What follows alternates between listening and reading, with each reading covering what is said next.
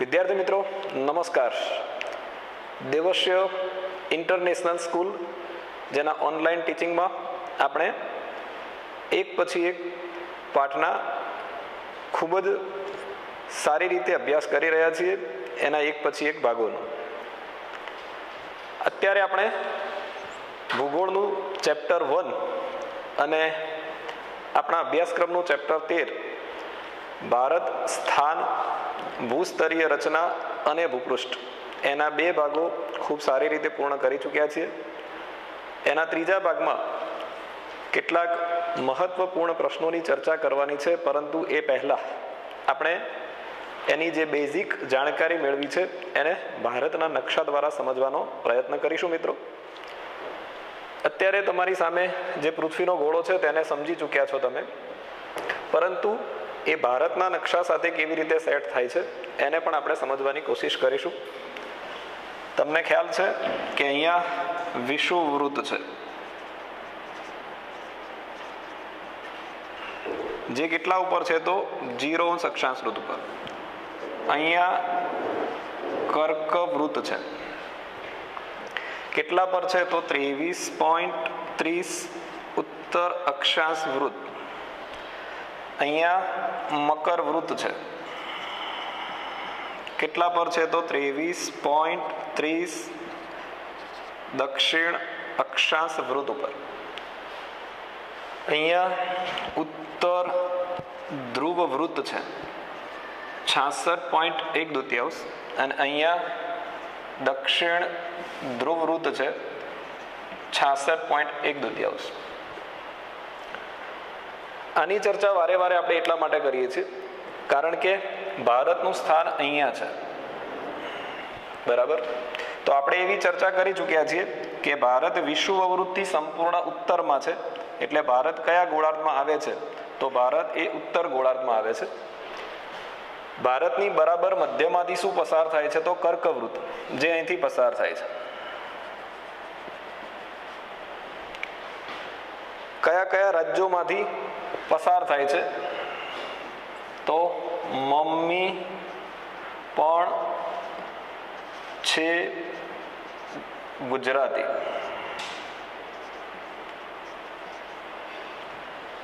હવે મમ્મી પણ છે ગુજરાતીનો મતલબ શું થયો તો મધ્યપ્રદેશમાંથી, મિઝોરમમાંથી,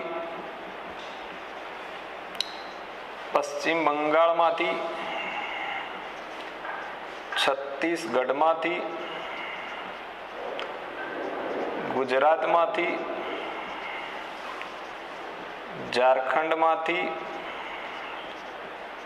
રાજસ્થાનમાંથી અને ત્રિપુરામાંથી. એટલે કે આપણું જે કર્કવૃત્ત છે એ ભારતના વિભિન્ન રાજ્યોમાંથી પસાર થાય છે. જે તમને યાદ રાખવા માટે મદદરૂપ થશે એવું એક સૂત્ર આપણે બનાવેલું છે, મમ્મી પણ છે ગુજરાતી. મ four Madhya Pradesh, me for Mizoram, પણનો મતલબ એક જ થશે પશ્ચિમ બંગાળ, છે ફોર છત્તીસગઢ, ગુ ફોર ગુજરાત, જ ફોર ઝારખંડ, રા ફોર રાજસ્થાન, તી ફોર ત્રિપુરા. અને કર્કવૃત્ત ભારતના વિભિન્ન રાજ્યોમાંથી પસાર થાય છે.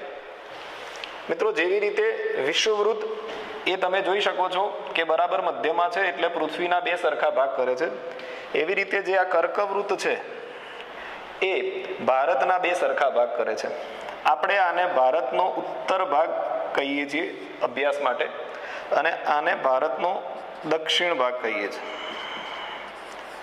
આમ તો કોઈ પણ દેશમાં 4 ભાગો હોય, ઉત્તર, દક્ષિણ, પૂર્વ અને પશ્ચિમ. એ રીતે જોઈએ તો હોય જ સામાન્ય રીતે, પરંતુ અભ્યાસ માટે સંપૂર્ણ ભારત મુખ્ય 2 ભાગમાં વહેંચાય છે.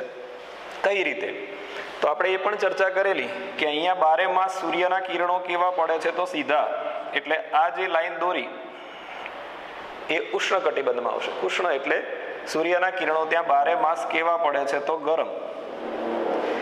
અહીંયા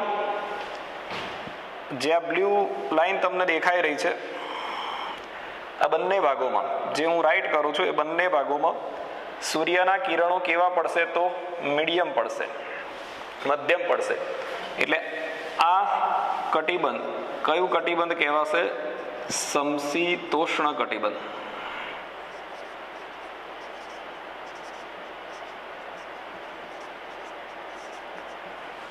સમશીતોષ્ણનો મતલબ આપણે ગણીએ તો સમ સરખું, શીત ઠંડુ, ઉષ્ણ ગરમ.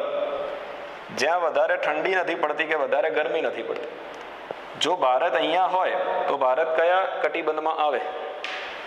તો ભારતનો આ ભાગ એ કયા કટિબંધમાં જશે? તો ઉષ્ણ કટિબંધમાં. ભારતનો ઉપરનો ભાગ કયા કટિબંધમાં જશે? તો સમશીતોષ્ણ કટિબંધમાં. તો એ રીતે જોઈએ તો ભારત અહીંયા કયા કટિબંધમાં આવશે? સમશીતોષ્ણ.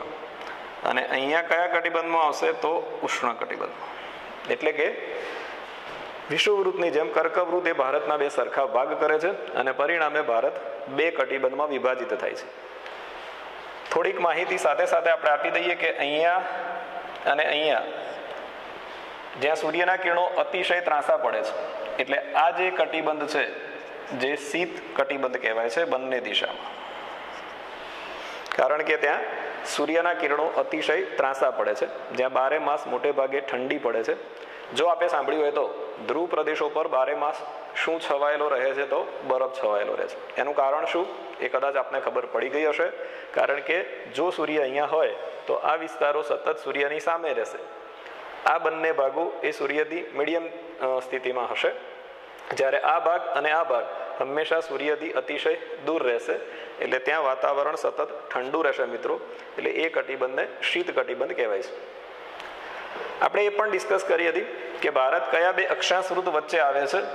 તો આપણે અહીંથી શરૂ કરીએ તો 0 અક્ષાંશ વૃત્ત ઉપર અહીંયા જઈશું મિત્રો, એટલે અક્ષાંશ 1, 2, 3, 4 એ રીતે 90 અક્ષાંશ વૃત્ત આવશે.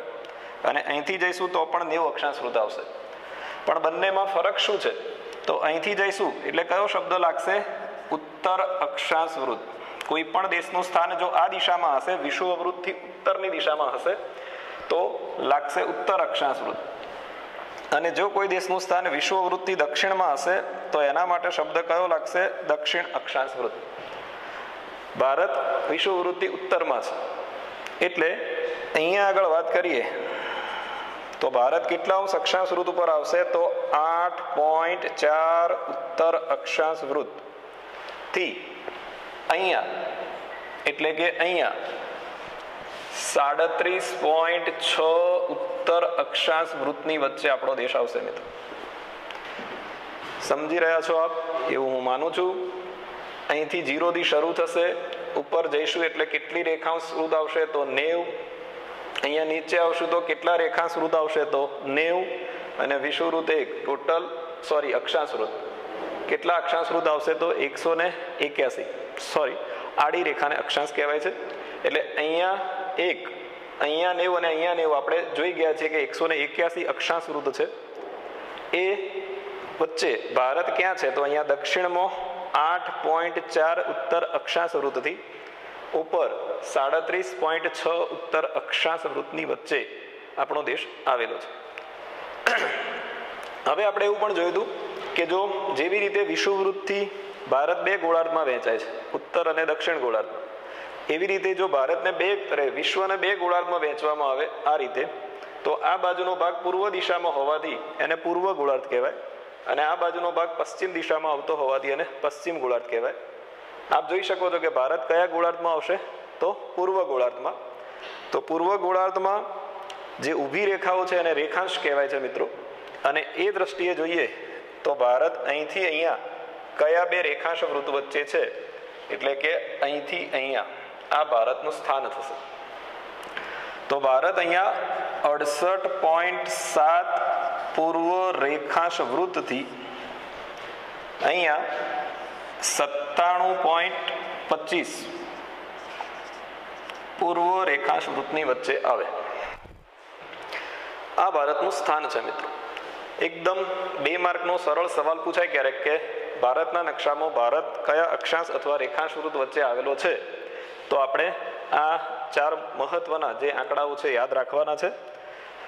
ખાસ યાદ રાખજો, આડા અક્ષાંશ એટલે આમથી આમ જવા હોય તો એને અક્ષાંશ કહેવાય છે, અહીંથી આમ જઈએ તો રેખાંશ કહેવાય છે. અહીં આપણા ભારત માટે ઉત્તર અક્ષાંશ વૃત્ત અને પૂર્વ રેખાંશ વૃત્ત એવો શબ્દ લાગુ પડશે, કારણ કે ભારત ઉત્તર અને પૂર્વ ગોળાર્ધમાં છે માટે. સૂર્ય કઈ દિશામાં થાય તો એની પણ આપણે ચર્ચા કરી હતી મિત્રો. તો સૂર્ય પૂર્વ દિશામાં ઉગે અને પૂર્વ દિશામાં સૌથી પહેલામાં પહેલું આપણું રાજ્ય કયું છે તો અરુણાચલ પ્રદેશ. એટલે કે આપણે એની ચર્ચા કરી હતી કે ભારતમાં સૌ પ્રથમ સૂર્યોદય એ ક્યાં થાય તો અરુણાચલ પ્રદેશમાં થાય.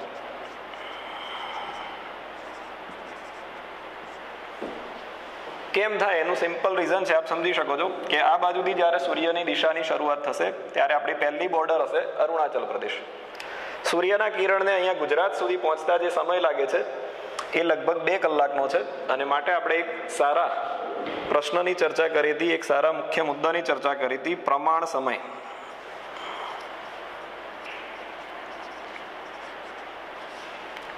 પ્રમાણ સમય એટલે શું એની આપણે ડિસ્કસ કરી ચૂક્યા છીએ કે જ્યારે કોઈ દેશ વિશાળ વિસ્તાર ધરાવતો હોય તો એનું કોઈ મધ્ય અથવા તો મહત્વનું સ્થળ હોય એના પરથી સમગ્ર દેશનો સમય નક્કી કરવામાં આવે તો એ પ્રમાણ સમય છે. ભારત એ વિશાળ વિસ્તાર ધરાવે છે. કેવી રીતે તો ભારતની ઉત્તરથી દક્ષિણ એટલે કે અહીંયાથી અહીંયા સુધી જે લેન્થ છે, લંબાઈ છે એ છે 3214 કિલોમીટર અને ભારતની અહીંથી અહીંયા સુધીની જે પહોળાઈ છે એ છે 2933 કિલોમીટર.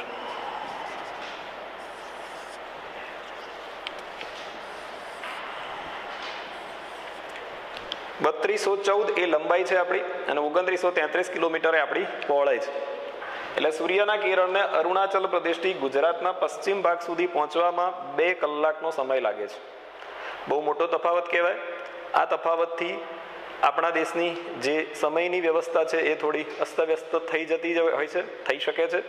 એટલા માટે આપણો પ્રમાણ સમય ક્યાંથી નક્કી કરેલો છે તો અહીંયા તમે એક જોઈ શકો છો સ્થળ અલ્હાબાદ, બરાબર, જેના પર રેખાનું નામ છે 82.5 પૂર્વ રેખાંશ વૃત્ત. 82.5 પૂર્વ રેખાંશ વૃત્ત એટલે કે આપણું એ સ્થળ આવે છે અલ્હાબાદ અને એ અલ્હાબાદ ઉપરથી સમગ્ર દેશનો સમય નક્કી કરેલો છે. એનો મતલબ એવો થયો કે અરુણાચલ પ્રદેશ અને ગુજરાતના સૂર્યોદય પ્રમાણના સમયને ધ્યાનમાં નથી લેવામાં આવતો, પણ એ સમયે અરુણાચલ પ્રદેશમાં અલ્હાબાદની ઘડિયાળમાં જેટલો સમય હોય છે એ સમગ્ર દેશનો સમય ગણાતો હોય છે. આ સમયને પ્રમાણ સમય કહેવાય છે અને એના પરથી જે રેખા પસાર થાય છે એને પ્રમાણ સમય રેખા કહેવાય છે. આ બધી ચર્ચા ઓલરેડી આપણે કરી ચૂક્યા છે, પરંતુ બંનેને અહીંયા સાથે રાખીને આપણે કરીએ છીએ એટલે તમને થોડીક વધારે ખબર પડે. એ સિવાય આપણે ચર્ચા કરી હતી ભારતના પડોશી દેશોની. તો ભારતના પડોશી દેશો ઓલરેડી આપણે તમને કહી ચૂક્યા છીએ, પરંતુ એક સૂત્ર દ્વારા એને પણ સમજાવવાની કોશિશ કરીશું તમને. બચપન મેં MBA એટલે કે બ ફોર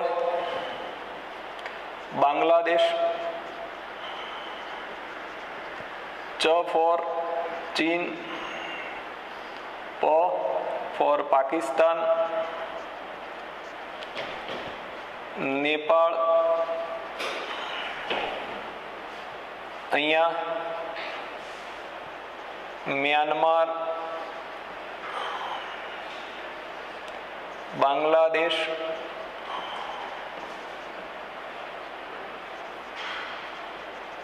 અફઘાનિસ્તાન અને એ સિવાય એક શ્રીલંકા છે. એટલે આ આપણા પડોશી દેશો છે મિત્રો. કઈ દિશામાં છે તો અહીંયા પાકિસ્તાન આવશે, થોડી બોર્ડર અહીંયા ટચ થશે એટલે અફઘાનિસ્તાન આવશે, અહીંયા ચાઇના, અહીંની નજીકમાં આવશે નેપાળ, અહીંયા ભૂતાન, અહીંયા બાંગ્લાદેશ, અહીંયા બર્મા અને અહીંયા શ્રીલંકા આવશે. આ આપણા પડોશી દેશો છે. એ જ રીતે ભારતની આ બાજુની જે ઉત્તર બાજુની ઉત્તર, દક્ષિણ, પૂર્વ અને પશ્ચિમ સીમાઓ કઈ રીતે જોડાયેલી છે તો ભારતની ઉત્તર ભાગ એ જમીનથી જોડાયેલો છે, એટલે કે અહીંયા વિશાળ હિમાલયની ગિરિમાળા છે. આ બાજુમાં શું આવશે તો બંગાળાનો ઉપસાગર અથવા બંગાળાની ખાડી. અહીંયા આવશે અરબ સાગર, અહીંયા આવશે હિન્દ મહાસાગર.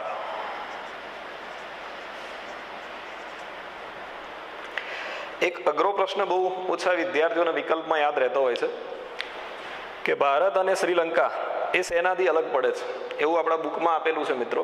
તો ભારત અને શ્રીલંકા અલગ પડે છે. એક મન્નારનો અખાત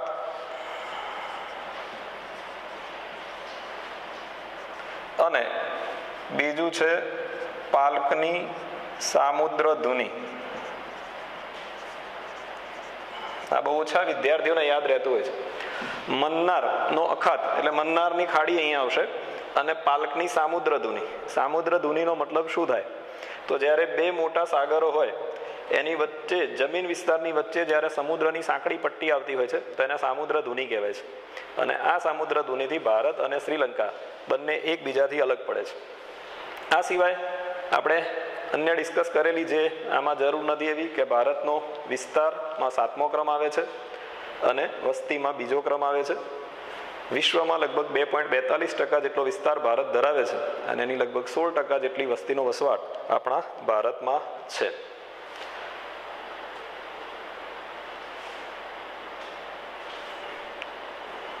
આભાર. જય હિન્દ.